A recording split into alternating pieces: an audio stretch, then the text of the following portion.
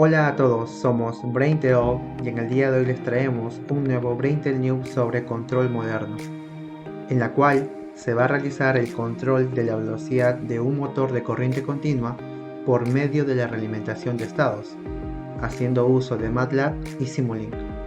Posteriormente se implementará todo este desarrollo en un DCPIC 33FJ32GP202 haciendo uso del entorno de desarrollo MPLAB XIDE y el compilador XIDE16.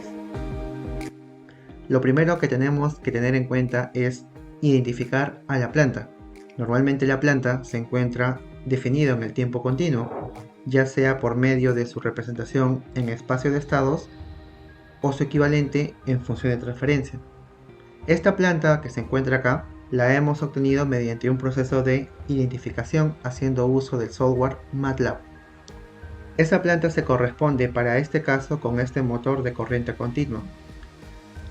Esta función de transferencia se obtuvo mediante la definición de estos parámetros.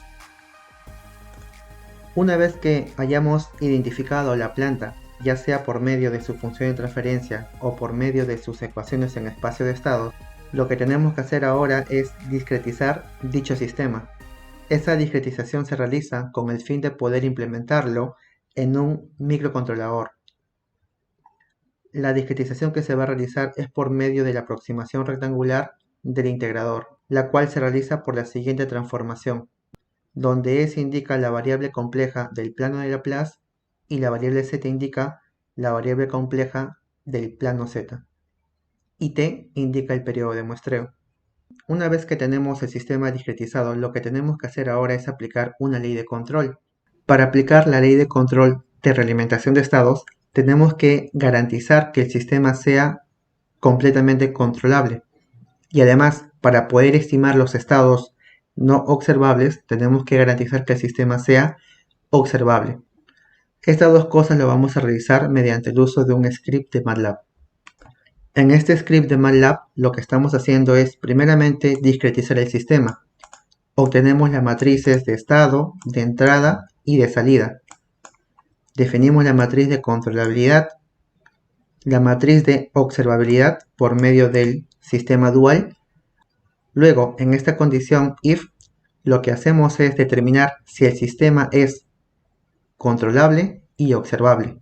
La controlabilidad del sistema nos garantiza que por medio de una señal de control no acotada y que sea seccionalmente continua, podamos llevar el estado inicial al estado cero en un intervalo finito de tiempo. Por otro lado, la observabilidad nos indica que mediante la medición de la entrada y salida en un intervalo de tiempo se puede estimar los estados del sistema.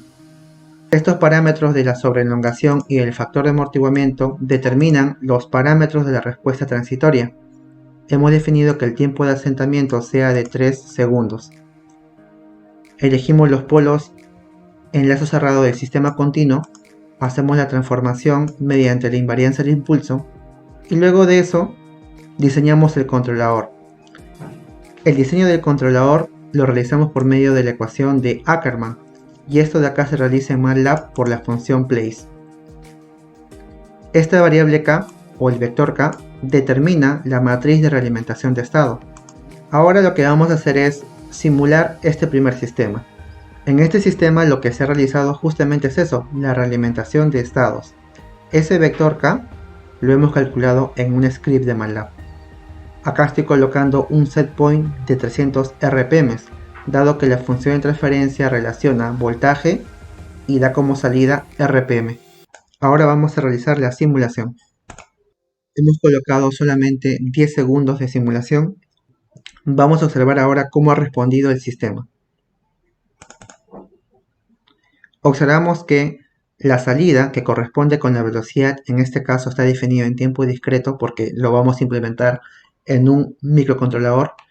Vemos que alcanza el valor de referencia de 300 RPM en prácticamente 3 segundos, tal como lo hemos colocado en el script de MATLAB. Bueno, ahora vamos a modificar el set point y la vamos a establecer en 260 RPM. Colocamos 260 y le damos en simular. observamos que la salida llegó al valor de referencia, que es de 260 RPM, prácticamente en 3 segundos. Y esto de acá demuestra que el controlador por alimentación de estados cumple con los parámetros de diseño. Con esta técnica podemos tratar sistemas de múltiples entradas y múltiples salidas, ya que la notación que utiliza esta técnica está basada en una notación vectorial. Lo segundo que tenemos que destacar en la técnica de realimentación de estados es que posiblemente no todos los estados sean medibles por algún sensor, y quizás si queremos estimar todos los estados de un sistema requerimos quizás de más de un sensor, y eso incrementa el costo, incrementa la complejidad del sistema. Con el fin de poder reducir dicha problemática, se plantea el uso de un observador de estados. Como su nombre dice, el observador de estados corresponde con un subsistema en la teoría de control que tiene como objetivo estimar los estados no observables o quizás los estados observables. Podemos encontrar 3 tipos de observadores de estados: el observador de estado completo, que es el que estamos utilizando, el observador de orden reducido y el observador mínimo. Este observador de estados podrá estimar dichos estados. Esos estados se van a utilizar en la ley de control. El vector R en K determina el set point y la matriz T corresponde con una matriz ajustable, de tal manera que la salida en estado estacionario sea igual a esta entrada de referencia. Entonces ahora la ley de control se basa en los estados estimados por este observador de estados. Lo que se va a observar ahora es cómo responde este sistema cuando se le ha agregado este observador de estados. Tener en cuenta que todo esto ya se puede implementar en un microcontrolador, haciendo uso de un solo sensor como es el encoder incremental. En esta parte derecha hemos colocado unos demultiplexores con el fin de poder separar los dos estados que se corresponden tanto para la planta original como para el modelo dinámico que se corresponde con el observador de estados. Esto de acá tiene como fin evaluar el comportamiento de los estados estimados con respecto a los estados originales. Lo que se va a ver es cómo estos estados estimados se aproximan y son prácticamente iguales a los estados originales para poder utilizarlos en la ley de control. Este primer scope va a mostrar el estado x1 en K y el estado estimado x1 en K. Observamos que a medida que avanza el tiempo, el estado estimado de color azul se aproxima al estado original de color amarillo. Y como les dije, estos estados se van a utilizar en la ley de control. Vamos a observar ahora cómo responde el sistema cuando usamos la salida de la planta original y la salida con el observador de estados añadido. Observa que la salida de color azul se aproxima y es prácticamente igual al de la original. Esto quiere decir que este observador de estados puede de alguna u otra manera reemplazar a la planta original, ya que como se ha visto, los estados estimados se aproximan a los estados originales en un periodo de tiempo. Vamos a modificar acá el set point para verificar el comportamiento de este sistema con el observador de estados añadido. Vamos a colocarle 200 RPM. Simulamos